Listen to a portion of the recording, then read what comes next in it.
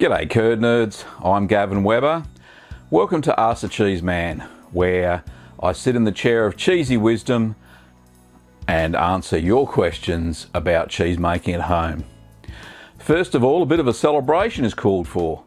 My mozzarella cheese making video hit a milestone. It just passed 1 million views. I'm chuffed to bits, and the cheddar video, how to make cheddar cheese, is not very far behind it. And I expect that to hit about 1 million in about a week's time as well. Anyway, I also wanted your opinion about something because A, it means a lot to me, and B, I know that all the dedicated curd nerds watch these midweek episodes, and your opinions are very valuable to me. The last two video tutorials have been quite long, so I'm talking about the traditional mozzarella made with cow's milk, not buffalo milk, and the provolone video, and they've been over 30 minutes long. So I want to know what you guys think of the long form video tutorials. Are you a fan or are you not? Do you learn more in those sorts of videos, or do you think the shorter ones are better for learning about cheese making? Please leave your thoughts and feedback in the comments below. I'd really love to read them and understand a little bit better about the length of the videos. Now, I know that there's so much information out there about the length of videos. It really doesn't pertain too much to tutorials per se. They usually say the best wisdom I can find is that the video is the length that it needs to be. And that's kind of what I was thinking when I made those two video tutorials. And they're pretty popular. Both of those have gone over 10,000 views and nobody's complained in the comments, that's for sure. So I'm hoping there's some good feedback. So please leave some feedback in the comments below, down there somewhere. And I'd be very appreciative about that. Anyway, so let's get on with the questions, shall we? We've got one question this week, and it's from Graphite on YouTube.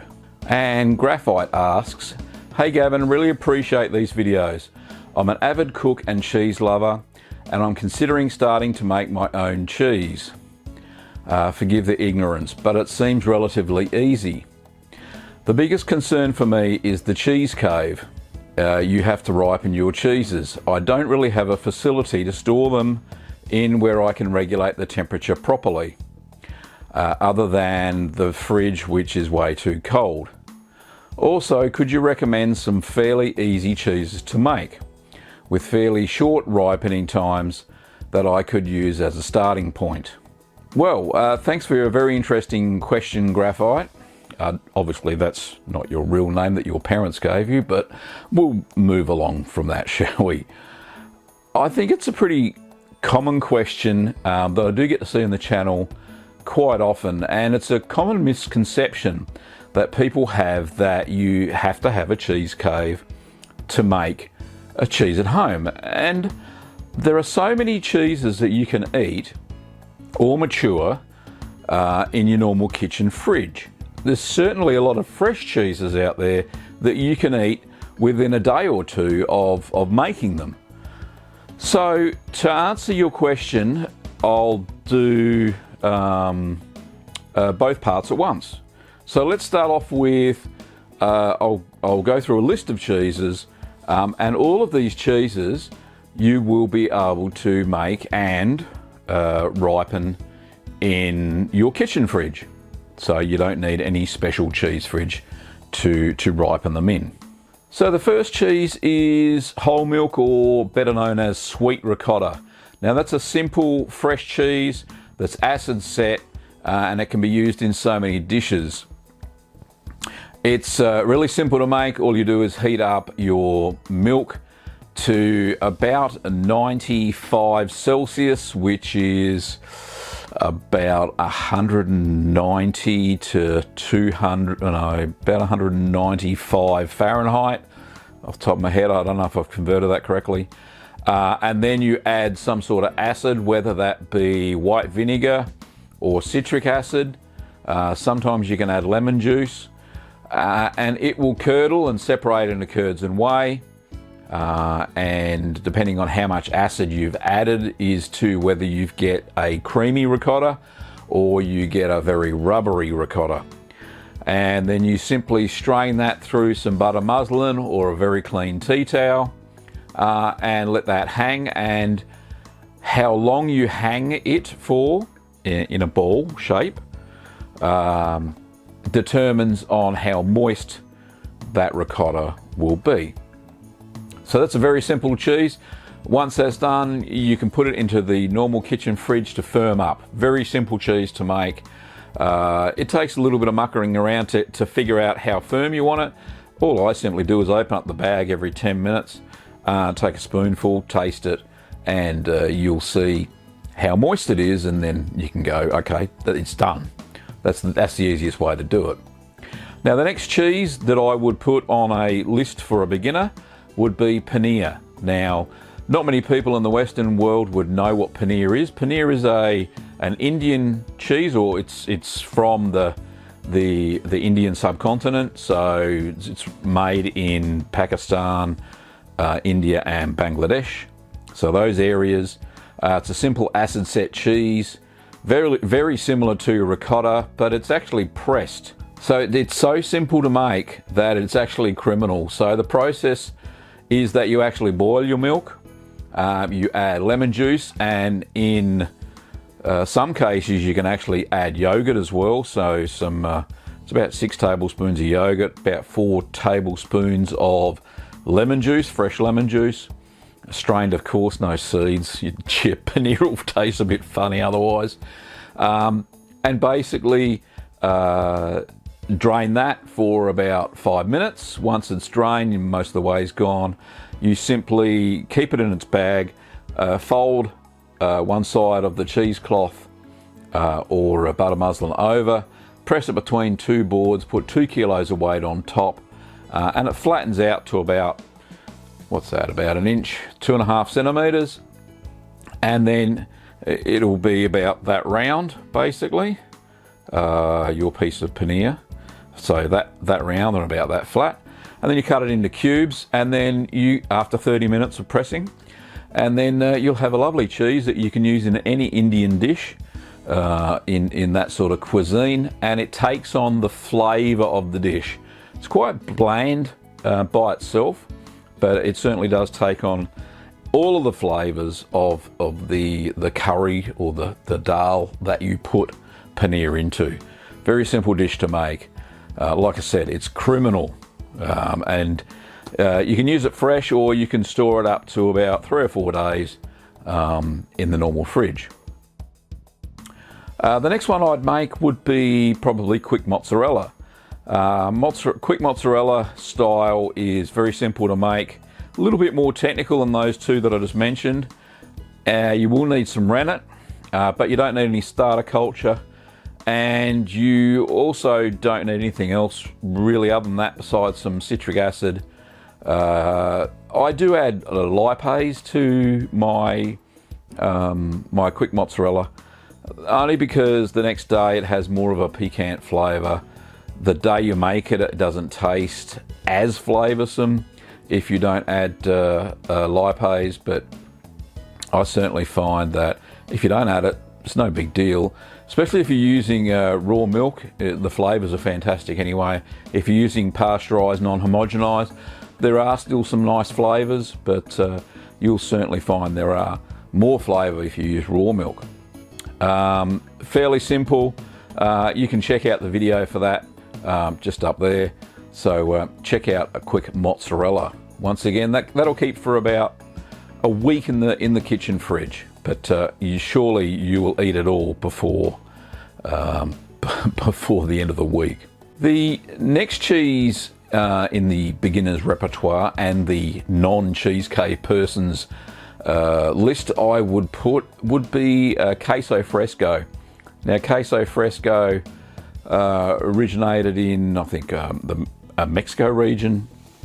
And you can eat this cheese the same day that you make it. It's very simple. It uses rennet and it uses a starter culture.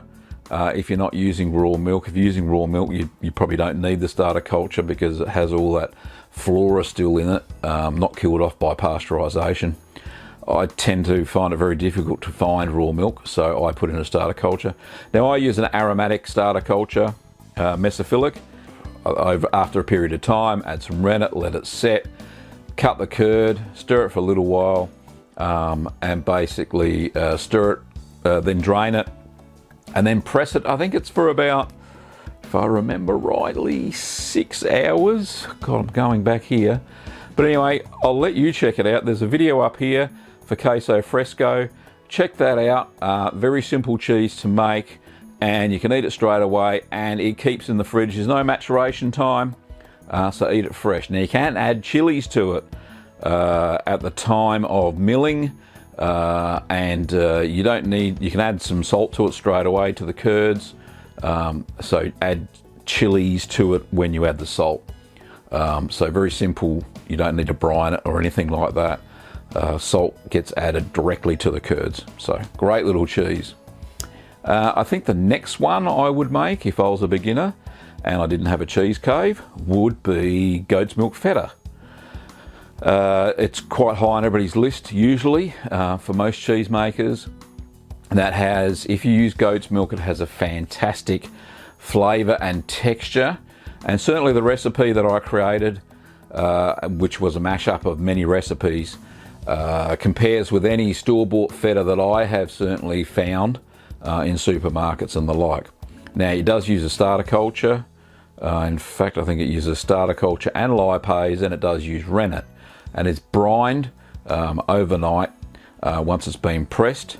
Now it can be eaten the same day after it's been brined, but it's best after a couple of days, so some more salt. Now the brine is only a 10% solution. Normally most cheeses that are brined have an 18% solution. Now it's best left for longer. It develops a more crumbly flavour, and you can change the texture of the feta if you change the mesophilic starter culture that you add at the start. If you add a aromatic mesophilic, you'll get a Danish, more creamier style feta. If you add just a normal mesophilic, like an MO30 or an MA11, those styles, you will get more on the side of the Greek style feta, which is crumbly and a little bit more acidic. And that stores in the fridge as well, so no problems whatsoever. No cheese caves so far. Then finally, oh sorry, you can see feta up there somewhere. There we are. Finally, if you want to get to the king, what I think is the king of fridge matured cheeses, and that would be the bel paese, which in Italian means, what does it mean in Italian? Fantastic country, I think. Oh God, don't quote me on this one. Something country. I think it's wonderful country. Oh, no. I'll have to go back to the video and find it. I'm not going to edit this out. So it's a really large wheel. It's made with 10 litres of milk. It uses a thermophilic culture and rennet. It is matured in the fridge after it doesn't get pressed. It actually forms with its own weight. So very much like a big camembert without any mould on top, but it forms under its own pressure. And like I said, it's matured in a ripening box in the fridge at 4 degrees Celsius, which is 39 Fahrenheit.